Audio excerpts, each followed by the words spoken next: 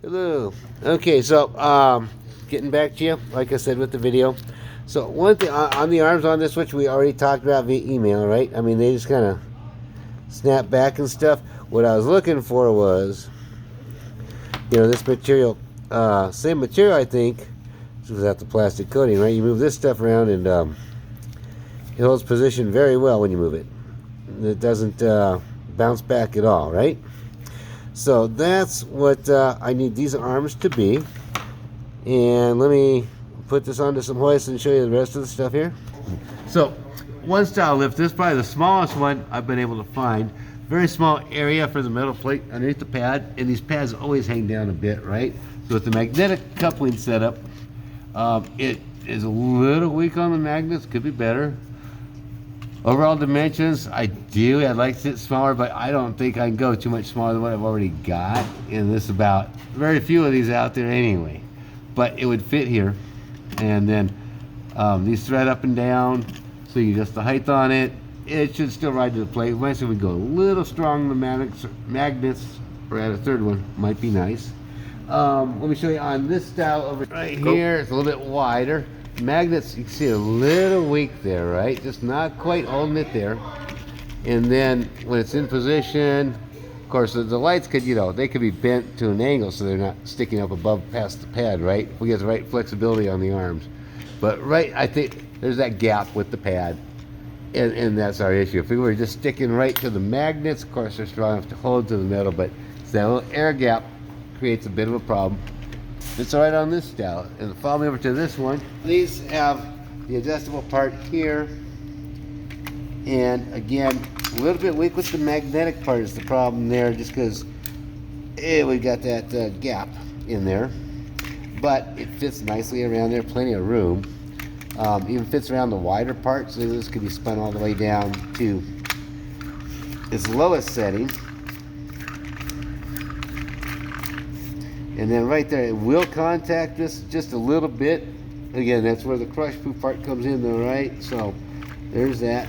But for these kind of lifts, it'll work all right. As far as the wide base, it won't quite fit the wide base. I don't think I really need to. I mean, I'm not gonna worry about that part of it. I'm going to go with this that we have. That's good there. So this is the flip style here.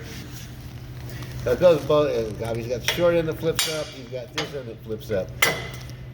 The majority of lifts out there I'm finding, a little bit after the fact, I could have found this out a year ago. Anyway, the majority of lifts out there are this style. Obviously, magnets fit nice on here. Fits okay shape-wise there. You flip it back. Direct contact, so the magnets they could be a little stronger. It does tend to slide a little bit like that, So a little stronger, or another magnet in there somewhere would probably be good. Thing is, when we go to lift the cars with this style, there's a pinch rail. I'm going to take the cart in the air and show you. My thought was just to have this like where they can just lift the car with this in place like this all the time. And then when they need to lift a higher one like a truck, which I'll show you, that's when they need to flip it back. That's when you have the problem of figuring out where this is going to hit up on the frame, right? And so at this point, I'm not really sure where to go, because the arms are plenty long enough for the other hoist, right? But for this style here, I mean, they need to, actually this middle arm would be the ideal one to be, and I can change position on the arms. This is where I was thinking magnetic connectors, quick connectors. So just pull the arm out here, pull that arm out there, and just switch positions with the arms. I know it's going to add cost, and we need to look into that. But that would be the ideal thing. Also, for the future going forward, you got LED burns out, things get replacement arms, pop it in, you know what I mean? So I'm going to lift a truck with these, and I'm going to lift this car too. I'll show you the difference on that. Pause that for a second. Okay, so lifted a car with the flip style lift in the flat position, which you would use for like passenger vehicle. This is the way the position would be set like this for most passenger vehicles. We've got the, this is my old metal one that I'd been working with, and that's sitting in there, and I know this is totally crush proof, so it can stay there, live there. You can't crush this thing with the weight of a vehicle. Not a regular car or pickup truck. But the pinch rail, I want you to see the pinch rail on here. They're very narrow. I mean, all the weight. You go up to 14,000 pounds on an automotive lift, so that's going to put you almost 4,000 pounds per arm, right? Of course, it's not even, so maybe even a little bit more in the front. But you see how narrow that is. I mean, that's why they call it a pinch rail. So it's got a lot of support. It's got a lot of weight to support in a really small area. This is where I need to trust your engineering opinions on whether just the plastic housing will be able to handle this, because we'd be looking at just that one little strip down the end of the U where it's got to hold that weight, you know. So it's a pretty small contact area. And then I'm going to lift a pickup truck, which is really the inspiration for the idea in the first place, the ones where it's tricky getting up there. So I'll pause again real quick. We didn't start the video, and we'll go kind of pony underneath it. Okay, so on this style lift, when we get into the problem, you're underneath the car, trying to align this in the dark, missing the fuel tank. A lot of times, it'll be worse than this to lift up because you have brake lines also very close also. So you gotta make sure you're hitting the frame, nothing else. This is where you end up going around the car 2 or 3 times, readjusting the arms before you take it all the way up in the air. And that's the whole purpose of this, to save that hassle. Anyway, I'm gonna take this one up in the air and show you what we got going here. You would pop it there if you want. Okay, good over here. Okay, going up.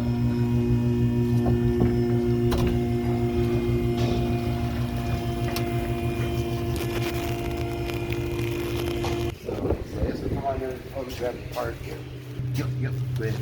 Okay, so I did it with this style lift, right? So you're living off the magnets back here, and the arms would be pointing directly up, so that you've got, you know exactly where to contact everything before you start running it up in the air. That's where, of course, we need the nice flexible stuff that holds position. If the housing can hold all the weight, no problem, we're good to go there. My thought was so that, I mean, because again, we're going to be looking at putting, you know, 4,000 to 5,000 pounds, say, just to be safe, right on a very narrow strip, like something about as wide as that pin there, you know, and just right across here. So if this little spot, as wide as the pin can hold, you know, 4,000 pounds, we should be good. If not, we get a thin steel plate that just covers this whole thing, covers up the whole inner area. The steel plate would rest on the pins. And we might need to make the pins a little bit taller, because we'd probably want to make a couple indentations in the steel plate, so when it is on there, if you lift in a flat vehicle where it's not flipped up like this, it wouldn't be able to slide and shift off of the device, right? So that's some indentations where the pins would sit there and keep it, you know, in the same position. And so we would need there. We could do a top cover or top and bottom cover. One thought about it is most of these flip style lifts, there's a big variety of brands out there, but most all of them do a 15 to 20 degree angle on the flip back. So if we did have a steel plate that we were putting on, going over the cover on this here, you know, follow the curve and then just solid across the middle, right? A lot more area to support the weight. But when it's sitting like this, to hold these in the right position, we could possibly put a little holder, like a little thing onto the metal frame itself on the side, where this would clip into it and it would rotate, so that we could have it at the angle you need it, so it's vertical. Whether you're 15 or 20 degrees, you can set that where it's vertical regardless. But the thing is, you're gonna be like, you know, sometimes 2 foot, 24 inches between when this is on the ground and the frame rail's there, and you got to set this hoist, you're 2 feet away. So a lot of times you're doing this kind of thing with your hands, trying to line it up, see if you're gonna hit it. All right. Hope this is all making sense, not too anal. Anyway, I think that's about all I need to cover with you there. That should cover the highlights. The arms, I don't know if I need to really just go shorter than I could almost go just a, even just a 90 degree elbow that rotates versus the flexible arms, really.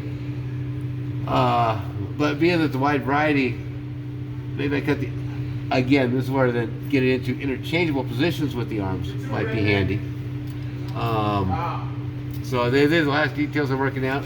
The smaller I make the housing, the harder it's going to be to find components. I get off-the-shelf components that will fit inside the channel right now.